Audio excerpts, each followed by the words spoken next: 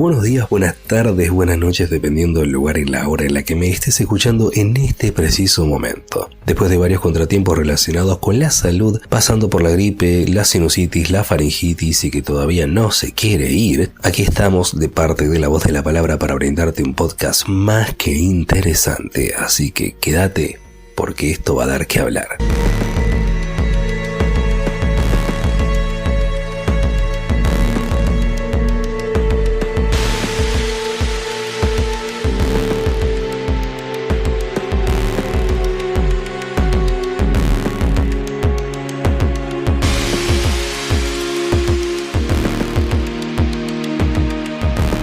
El 8 de octubre de 1993 se estrenaba una película que tal vez pasó sin pena ni gloria, pero que el 8 de octubre de 1993 se estrenaba una película que tal vez pasó sin pena ni gloria, pero que hoy en día no solamente es considerada una película de culto, sino que hasta muchos la catalogan como una película profética. Me estoy refiriendo nada más y nada menos que a Demolition Man, conocida en Hispanoamérica como El Demoledor.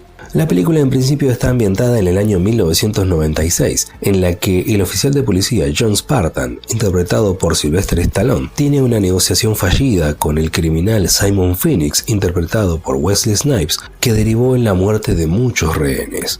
Esto hizo que tanto John Spartan como Simon Phoenix terminen encarcelados, pero la manera en cómo ellos fueron encarcelados es bastante particular. Es decir, fueron congelados para que en un futuro, a medida que vayan avanzando sus respectivos casos, puedan ser descongelados y enjuiciados de la manera correcta. Fue así entonces que en el año 2032 Simon Phoenix es descongelado para comparecer ante la justicia y rever su caso para ofrecerle una libertad condicional, teniendo en cuenta el tiempo que estuvo en la cárcel, o mejor dicho, congelado. Pero Simon Phoenix se termina escapando. A todo esto, este escape estaba orquestado, nada más y nada menos que por el Dr. Cocteau, quien vendría a ser uno de los antagonistas de esta película. El Dr. Raymond Cocteau era, de acuerdo a lo que indica la película, el alcalde de San Ángeles. Es decir, la fusión de Santa Mónica con Los Ángeles, de acuerdo a lo que plantea la película, y justamente a qué viene esta suerte de fusión entre ambas ciudades, a una solución práctica para combatir la delincuencia y establecer una sociedad, podríamos decir utópica, pero que tiene varias particularidades. Pero bueno, de eso vamos a hablar más adelante. La cuestión es que cuando se descongelaba a un preso, de acuerdo a lo que nos da a entender la trama de la película, se lo reinsertaba en la sociedad con características particulares a través de las cuales pueda desempeñarse en un determinado oficio. Phoenix, a diferencia de cualquier otro preso normal, fue dotado de habilidades que hicieron de él un terrorista.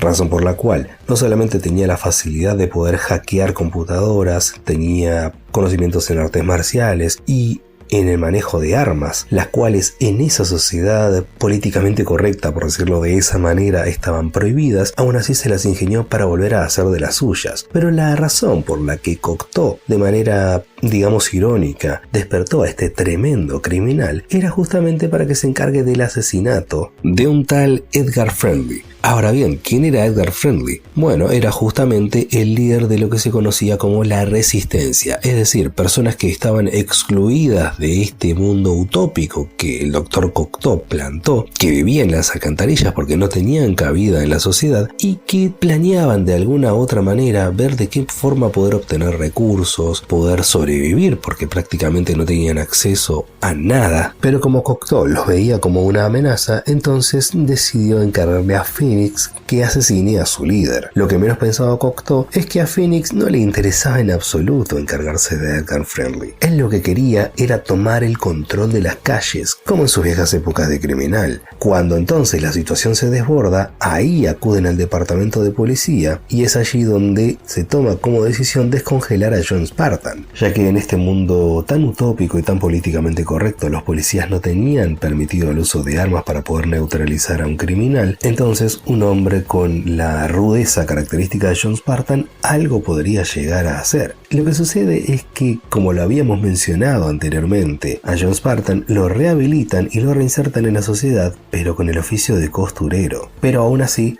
recordaba todas sus andanzas del siglo XX, y esa fue la razón por la cual pudo hacerle frente a Simon Phoenix. Hasta ahí vamos a dejarlo porque no quiero hacer demasiado spoiler de la película, pero quería detenerme en algunos detalles que no solamente forman parte de lo que hoy vemos en nuestra sociedad, sino que son detalles que en aquel 1993 pasaron desapercibidos. De hecho, este servidor tenía nada más que 8 años, pero que hoy en día no solamente son muy actuales, sino que estamos hablando puntualmente de cuestiones que amenazan no solamente el orden de lo que nosotros conocimos como sociedad, independientemente de que digan que ese es el nuevo orden, sino que inclusive hasta llegan a poner en peligro los principios básicos de nuestra fe. Por eso es importante recalcar cada uno de los detalles que enmarca la película y que a su vez tienen que ver con cuestiones muy actuales. Quédate que a continuación las vamos a detallar una por una para que veas cómo Hollywood,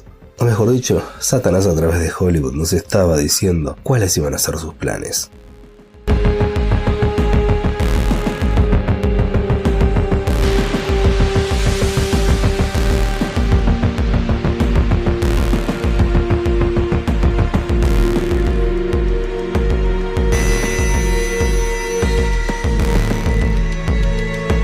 Y ya que hablamos de cada uno de estos detalles, nos estamos refiriendo puntualmente a los diferentes puntos que planteó el Dr. Cocteau a la hora de establecer esta sociedad utópica. Por ejemplo, lo que mencionamos anteriormente, el hecho de que los policías no se podían defender con el uso de las armas. De hecho, el uso de las armas en generales, aún en los departamentos de policía, estaban prohibidos. Se decía que eso era algo salvaje, algo obsoleto, que era propio del siglo pasado, que no tenía cabida en el siglo XXI. Y si bien esto es algo que técnicamente no se cumplió, porque hoy en día tanto policías como criminales siguen armados, el tema tiene que ver con algo que va mucho más allá de ese hecho puntual. Es decir, no hay que analizarlo esto en términos literales, ya que esto tiene un significado mucho más profundo. No está hablando del hecho de si armas sí o armas no, sino que está hablando de un mensaje que va mucho más allá, y que tiene que ver con el hecho de que está mal visto que uno se defienda. Sin ir más lejos, ¿qué es lo que te dicen los noticieros de hoy? Además que te bombardean constantemente con robos, asesinato, robo y asesinato, y que en todos los episodios de robo hay violencia, hay ultraje y hay asesinato. Eso sin mencionar que cuando se habla del modus operandi del ladrón lo hablan de forma tan detallada que están despertando tontos. A ver, las cosas como son, pero por otro lado están inconscientemente y de forma muy sutil dándote el mensaje, los mismos periodistas, porque sí, señores, hay que decirlo, los medios son cómplices, y detrás de todo ese mensaje los mismos medios te están queriendo decir de que el robo, que conlleva asesinato, que conlleva ultraje, que conlleva violencia, que conlleva el hecho de no medir la vida de un anciano, la vida de un menor de edad, etc., es algo tan cotidiano que lo tenés que asumir como parte del día a día. Esto es normal. Y ojo, ni se te ocurra defenderte porque vos sos el criminal si te defendes. Ese es el mensaje que te están queriendo decir. Y que de forma tan sutil, no solamente en esta, sino en muchas otras películas, pero yo quería detenerme en esta porque habla también de un tema que en ese entonces, no lo sé en Estados Unidos porque no viví en Estados Unidos, no tengo autoridad para hablar acerca de cuestiones que pasan en los Estados Unidos o que hayan pasado en 1993, pero que en aquel entonces, por lo menos en Argentina, no se hablaba tanto como hoy en día acerca del debate de si los policías pueden o no usar armas, si está bien que se defiendan o no, lo cual es muy actual en nuestra época. Y qué curioso que los que siempre abogan en contra de que los policías se defiendan o que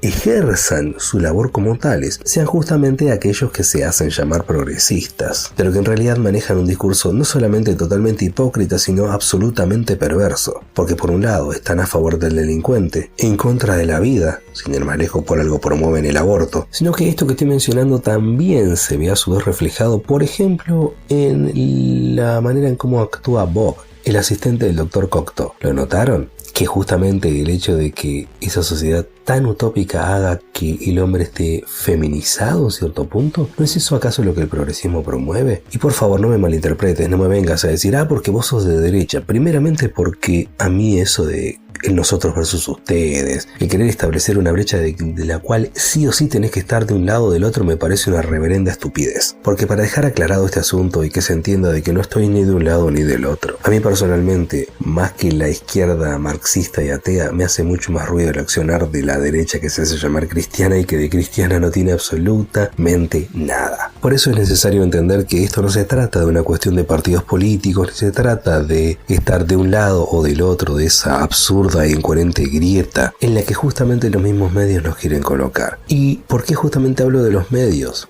A ver, ¿por quiénes están controlados los medios? Por personas que responden a un poder superior. ¿Cuál es ese poder superior? Ese poder superior está justamente personificado en aquella persona que busca tu destrucción, mi destrucción y la destrucción de todos aquellos que decidamos ponernos del lado de Dios. El que opera a través de las sombras, manejando políticos, artistas, periodistas, etcétera, con el único fin de distraer tu mente, de alejarte de las verdades del Evangelio, que por un lado plantea a través de un determinado sector político que hay que ir en contra del diseño original del hombre, de la mujer, hay que ir en contra del matrimonio, de la familia, hay que ir en contra de los niños, y que por otro lado tengamos a otro sector que por más altruista que parezca y por más que diga que reivindica los valores cristianos, en realidad usa todo eso como cortina de humo para perpetrarse en el poder y para generar detrás de sí a un séquito de aplaudidores que no tengan ni la más mínima intención de querer por lo menos pensar,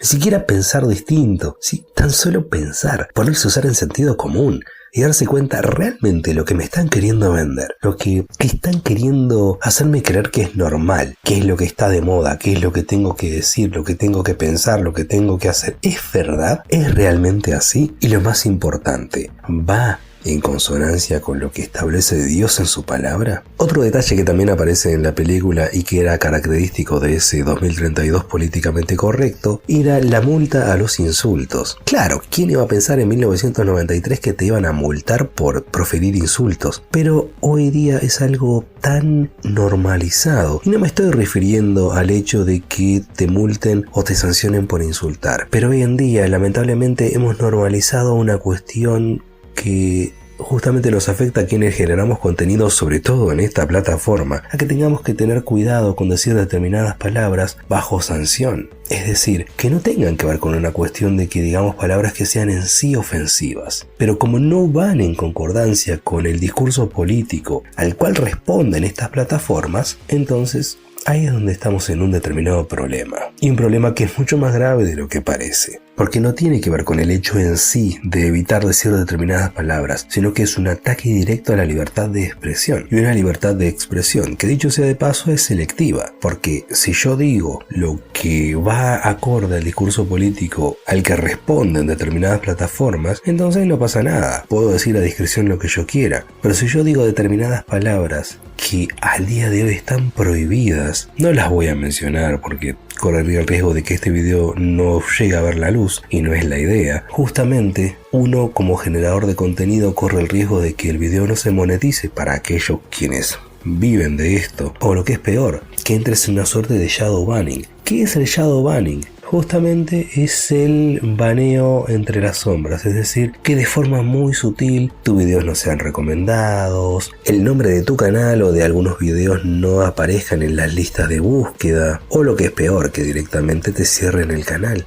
simplemente porque dijiste una palabra que no es la conveniente. ¿Y qué decir de la prohibición del contacto físico, como lo establecía una de las tantas reglas absurdas del 2032 que narra la película? Y más allá de que plantea una solución alternativa a través de la realidad virtual, esto me hace pensar bastante en cómo está la sociedad hoy en día. No solamente en lo que tiene que ver con el peligro que uno corre al tener contacto físico con alguien, y no me estoy refiriendo a lo estrictamente sexual, me estoy refiriendo a algo tan ameno y que ha dejado de ser cotidiano en nuestra sociedad, como una caricia, un abrazo, un beso, un gesto en sí afectivo, pero que en muchos casos, y dependiendo para dónde vaya el discurso, puede llegar a ser interpretado como acoso. Y también el avance de la inteligencia artificial ha hecho que no solamente esto que en 1993 era algo novedoso y hasta irrisorio, como es el contacto físico, entre comillas, a través de la realidad virtual, hoy en día, justamente a través del avance de la inteligencia artificial, pueda llegar a ser una realidad y que haga que muchas personas interactúen con la inteligencia artificial a punto tal de que entren en una suerte de realidad alterna, y que esto ya no es propio de aquellos que llevaban el gaming a niveles totalmente absurdos, de vivir una vida alternativa, de comerse el personaje de videojuegos y de meterse en una realidad que no solamente no existe, sino que ni siquiera sirve como vía de escape, porque la realidad es la que vos vivís en el día a día y la vas a tener que afrontar, te guste o no, lo aceptes o no. No importa que quieras refugiarte en vicios, no importa que quieras refugiarte en la droga, en el alcohol, ni siquiera en los videojuegos. La realidad es una y la tenés que afrontar. No hay tutía en ese sentido. Y si a eso le sumamos que muchos quieren vivir realidades alternativas a través de la interacción con la inteligencia artificial, entonces podríamos decir que como sociedad no hemos aprendido nada. Ahora, hay un detalle que se me pasó por alto, que tal vez no aporte mucho al mensaje que quiero dar a través de este podcast, pero que sí me llamó mucho la atención y que me siento en la necesidad de traerlo a colación. Y tiene que ver con que, qué curioso que Cocteau, justamente con el fin de querer asesinar a otra persona, a quien veía como la amenaza, como parte de una suerte de resistencia a que aparezca Simon Phoenix, y lo entrene de manera tal que haga que justamente este Simon Phoenix llegue a ser una suerte de terrorista prácticamente, porque lo entrenó con habilidades militares, con el uso de armas, con artes marciales, con hackeo de computadoras, todo para poder llegar a ser el soldado perfecto a la hora de asesinar a alguien. Y qué curioso que, si bien este concepto se repitió a lo largo de las diferentes películas, lo que me llama la atención es cómo las propias élites que dicen combatir el terrorismo son quienes en realidad los crean. Y esto es necesario que lo tengas en cuenta para que no sigas comiéndote el verso que te venden en los medios. Y con esto no te quiero decir que seas una persona ermitaña que no se quiere informar. Es necesario informarnos, es necesario tomar conciencia de en qué plano de la sociedad estamos, qué es lo que está pasando en el día a día, no solamente para saber cómo salir a afrontar la calle con algo tan ameno y cotidiano como lo que es el pronóstico, por ejemplo, o el informe del tránsito, sino también para saber cómo hablar con la sociedad, cómo hablar con las personas. Si lo que nosotros queremos es compartir el evangelio, ¿cómo vamos a poder llevar a cabo la predicación del evangelio si no estamos mínimamente informados acerca de cómo está la sociedad? Así va a ser imposible que podamos establecer comunicación con cualquier persona. Y por último, ya para cerrar este podcast, entender que todo esto que está aconteciendo, todo esto que pasa, todos estos mensajes subliminales, mensajes proféticos, como lo quieras llamar, responden a una determinada intención. ¿Y cuál es esa intención? Justamente la intención, primeramente por parte de Satanás, de querer llevar a cabo todos los planes habidos y por haber para establecer una suerte de orden homogéneo a través de los cuales, y esto no es ninguna novedad ni ningún disparate, es justamente lo que los medios, lo que la música, lo que aquellos a quienes la sociedad o determinados sectores de poder llaman celebridades, nos quieren decir cómo tenemos que pensar, cómo tenemos que actuar, para establecer no solamente una suerte de pensamiento homogéneo, sino para también implantar en la cabeza, en el corazón de cada ciudadano, la importancia de ser servil a la autoridad, de ser servil a aquellos a quienes los medios, el entretenimiento, las celebridades, la música, etc., nos digan a quién tenemos que servir. Y es allí donde nosotros, los cristianos, quienes conocemos la palabra de Dios, quienes sabemos quién está detrás de todo esto, deberíamos estar lo suficientemente alertas, no solamente para advertirnos a nosotros mismos del peligro, sino advertir a los demás acerca de esto que está pasando. Y por supuesto que sí, detrás de todo esto también está la mano de Dios, porque justamente si a través de esta propaganda tan sutil, pero a la vez tan efectiva, todo este tipo de mensajes sale a la luz, es porque justamente Dios lo permite para advertirnos a nosotros. Como lo dice 1 Corintios capítulo 10 versículo 11, porque estas cosas les acontecieron primeramente al pueblo de Dios y nos advierten también a nosotros para que nos sirva de ejemplo para quienes vivimos en los últimos días. Y como lo dice el versículo 12, por eso el que crea estar firme, mire que no caiga. ¿Hasta qué punto estás dispuesto o estás dispuesta a mantener tu fe ante una sociedad que te bombardea constantemente con propaganda satanista, que ridiculiza tu fe, que te insta constantemente a que deseches los valores con los que fuiste educado o educada? ¿Hasta qué punto estás dispuesto o estás dispuesta a ser fiel a Dios hasta la muerte inclusive? Eso es algo que yo me pregunto primeramente, y de paso te lo pregunto a vos. Créeme que cuando te digo que estamos viviendo los tiempos finales es porque realmente es así. Estamos cada vez más cerca del regreso de Cristo, pero eso también va a implicar de que como a Satanás le está quedando cada vez menos tiempo, sus ataques van a venir con cada vez más fuerza. Por eso es necesario que nos mantengamos firmes en nuestra fe, para que eso a su vez sirva de testimonio, para que otras personas puedan conocer a Cristo a través de nosotros. Por eso mi deseo y mi oración a través de este podcast es que podamos abrir los ojos, darnos cuenta de dónde estamos parados, aferrarnos desesperadamente al Señor, para que de esa manera no solamente podamos resistir las acechanzas del diablo, sino que podamos ser luz entre tanta oscuridad. Que Dios te bendiga.